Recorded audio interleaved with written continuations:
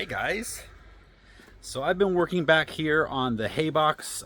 Joel pretty much did the whole thing that he could that day.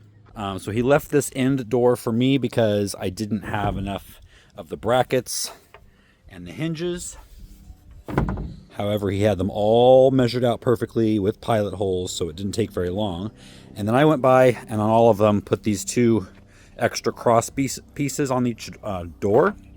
And that's basically to screw the sheet metal to.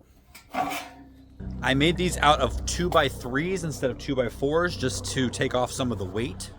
So it's all done now, and all I have to do is the metal on top. So as well as that's going, had an issue this morning.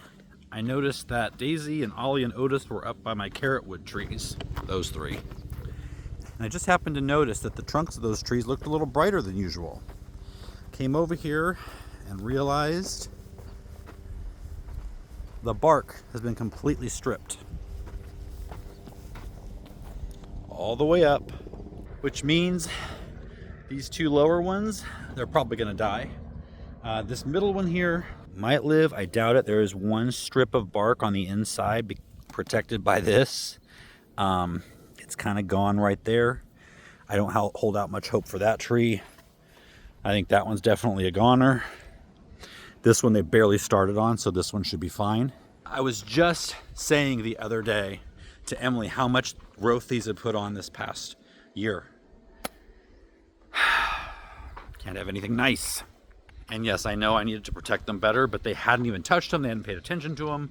Daisy's been here a year now, and it's been fine.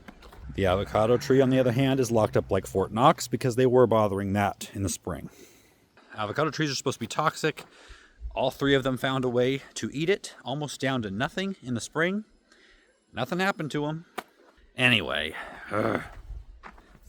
it's the next day, and I'm headed down to feed everybody, but not letting them out of the corral until I can protect at least the one or two trees that may live.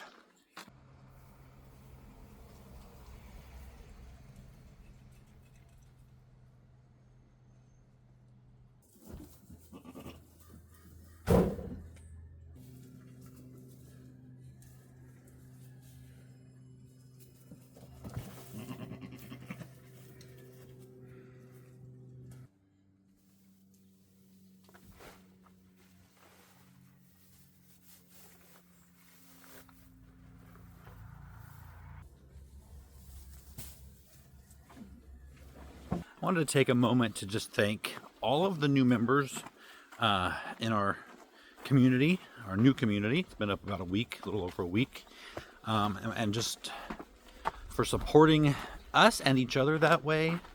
We've heard so much feedback from all of you, good feedback, and while we always want to hear how we can improve, it's really nice to hear that, just kind of how we set it up was something you guys really enjoy. So anyway, I want to thank you for that. If you don't even know what I'm talking about, I'll put a link down in the video description. I got to show you this little contraption that I got that's actually working. The lawn here has been just eaten down so short by the rabbits. This weed here, which is fairly easy to pull out, but it probably would not have a chance to take off like this if the lawn wasn't so short. It's almost like a putting green. The problem is, you can see a couple spaces where the rabbits have actually just eaten down to the dirt. So letting it go like that is going to be a problem. So that's where this comes in. It's a motion activated sprinkler. And it's been out here for 3 days, and so far it's working. Just runs that whole area a couple times and then goes off. We haven't seen any rabbits on the lawn since I put that out, or at least a few hours after I put that out. I'll put a link to that down in the description as well. Look at these mums. They look so good. So I'm going to take lots of cuttings from these in the spring and, kind of put them out through this garden so that in the fall we have, bright color. This rose is going absolutely crazy. It needs to be pruned and trained that. It's a David Austin. This is Wallerton Old Hall. So we're down to 0 eggs daily now. It is that time of year, and I don't try to falsely induce eggs by putting lights in the coop. I figured this is their downtime. They are made to have a downtime, and so they need a downtime. Unfortunately, you still have to feed them. So when we went on vacation, I put this out. It's a feeder. And I made it last year. But it basically keeps them fed for, I don't know, 5 or 6 days.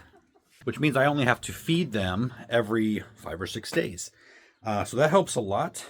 I still will come up here and give them grubs and some things like that. And, you know, garden trimmings, vegetables, that kind of thing. And of course, you got to keep them watered.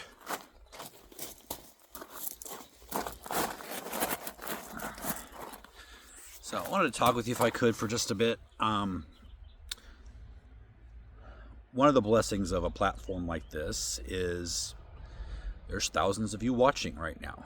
And I hear from you guys all the time. There are people who just randomly say, you know, we're praying for you all the time and support you. And it's so great to hear. And yeah, there are negative comments that we get all the time, but that's nothing compared to just the comments of, you know, gratitude and appreciation and support. And that means a lot. And I don't take that for granted. In fact, that's why I'm coming to you right now. Our family could use your prayers. Emilie's dad has been in and out of the hospital maybe four times in the last month or so. Kind of one thing compounding onto the next. And it's just reached a point where, you know, I wanted to come on here, and if you are a praying person, we need it. We need it. He is in the hospital as we actually he's going into surgery right now as we speak. Multiple issues. Right now, this immediate issue is his gallbladder. It's very inflamed, very infected. Unfortunately, he is not strong enough to have an actual gallbladder surgery or to remove it. So they have to put in a tube right now to drain it for 6 weeks or something. I don't know. Temporary patch. There's some other issues that I'm not going to get into all the details right now. We don't even know what they are. Doctors don't even know what they are. He's been going through test after test. He's just very weak, not eating. None of them are a good thing. He's 81, very weak, like I mentioned. And so any of the options are not good. Some options are better than others in terms of what may be the cause of this. Of course, you know, Emilie and her sister and her mom are having a hard time. I know there's a lot to be praying for in this world right now, but if, you know, you could find a moment, we would really, really appreciate it. So Emilie and her mom are back and forth to the hospital the last couple of days, and her sister was down all last week, and she'll be coming down again in a couple of days. And I'm holding the fort down here while all that's going on. So today, that means hopefully finishing the hay box. And really all that means is putting the metal over the actual structure here. We had a ton of these little pieces here. They're what I cut off the end of the pieces that are on the patio cover. They were about 2 feet too long, and so had a bunch of those. And unfortunately, those aren't going to work for this particular situation.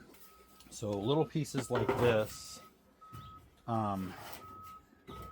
all going to be this wide, but to stack them where they hang over, so you got some overhang for the rain, it's going to add more weight, you know, quite a bit when you consider this whole length.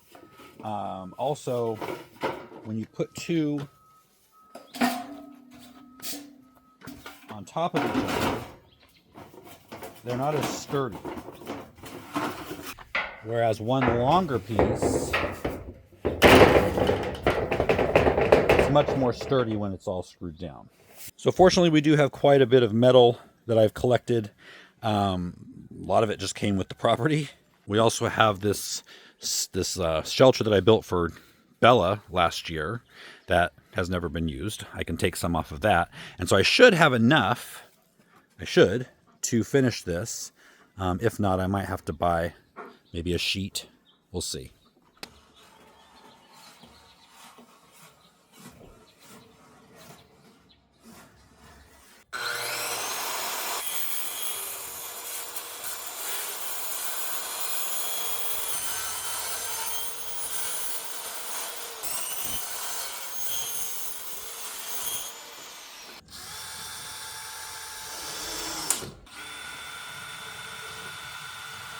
All right, it's not gorgeous, but like Joel said, we're not building a cathedral. So I did have to put one of the small pieces here because the leftover of one that I cut for this one was about this much too short. So I went ahead and just put that there. Like I said, it's not gorgeous, but it works. Door opens, dry inside, closed. Just 3 more to go. So it is a bit pieced together, but that is because I have a lot of pieces that work, and they're going to, functionality-wise, they're going to work just fine. They're going to keep the rain flowing right off of there. Does this bother me? That there's not even a 2x4 under here to screw this part down? I mean, for right now, maybe. But ultimately, what I've learned is in the grand scheme of things, a week or 2 down the road, I'm not even going to pay attention to it. I know when I built this corral a year ago, it's been a year this month. Guys, can you believe it? I was so upset and worried that I didn't know how to make a perfect square of this out in the middle of nowhere. And that was no more evident than when you see the cross pieces are not lined up with the corrugated metal at all. And I know I was so concerned about that at the time, and a lot of you were like, you're never gonna notice. And you were right, I never noticed. There were things on the cottage that I worked so hard to get perfect, and pretty much did get perfect. And now I realize I don't even pay attention to what that problem was going to be. I don't even remember it. So I may not be 100% fine with this right now. Although, you know what? I'm actually not concerned that much right now. So I know down the road I'm not going to be at all.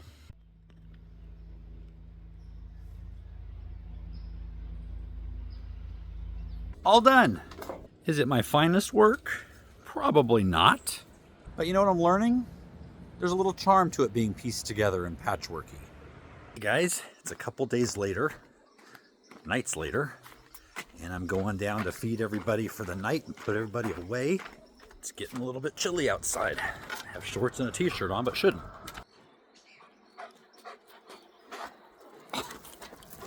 So it looks like Bella might be ending her heat cycle sooner than we thought. Maybe she started earlier than we thought. So hopefully that means she can get out of this kennel soon. Right?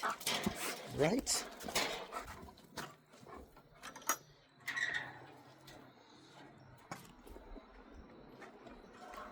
You're always right in the way of the kennel door. Can you move, please?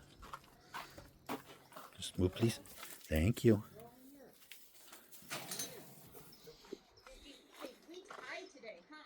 Wow. Guess everybody's coming down.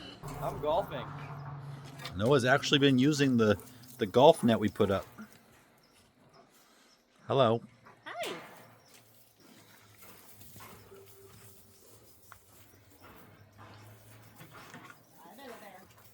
Bella. Come here. Wrong way. Wrong way. Come on.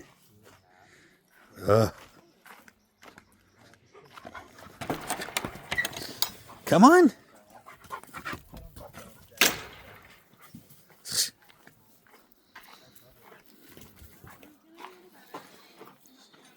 Uh-oh. What do we got going on here? Boom. That seems like it hurts. I know that's what they're made for, but you can hear the crack.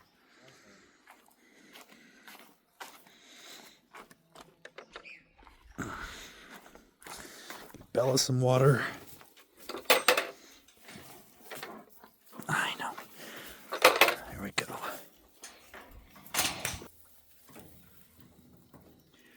So Daisy gets a flake, which is a flake is like the natural way a bale comes apart. So a flake of alfalfa at night and a flake of orchard grass in the morning, and then the sheep get a half and a half each time. Hi, Daisy.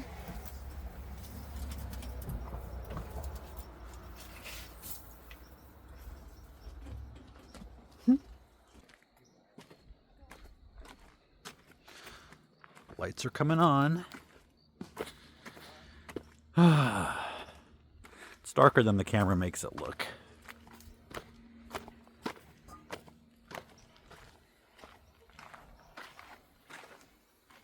It's weird now to hear like the sprinklers are on in this little jungle area right now. And that used to happen when it was totally bright outside in the summer. Anyway, that's the end of this video. Oh, I did want to tell you, this is a couple days later than when I was out there having the talk with you about Emily's dad. So the procedure that he had went well. However, we don't have any results of any of the tests. And he's still weak, but seems a little bit better. So he's actually able to come home tomorrow from the hospital. And then we'll just wait to see what the tests say and move on from there. So anyway, thank you in advance for all of your prayers. We will continue to need those. And I'll see you next time.